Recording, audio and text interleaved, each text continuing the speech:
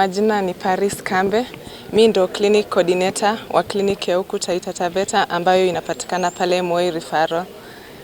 Tunapopokea mtoto wa clubfoot, matibabu yanaenda kwa sehemu tatu. Ya kwanza ni pale ambapo tunaanza na ile kwa tunaita kwa kimombo casting, ambayo ni kufunga na plaster ili kuweza kucorrect kucorrect ule mguu kuweka kwa position ya marekebisho.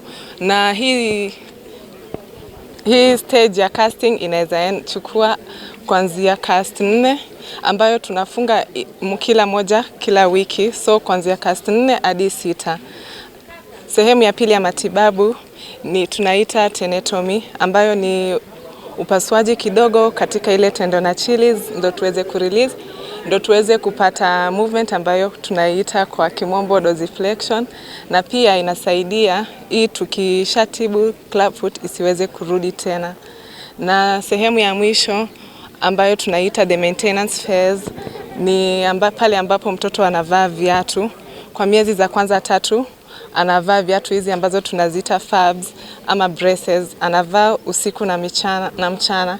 Alafu kuanzia hapo mpaka umri wa miaka 5 anavaa usiku peke yake.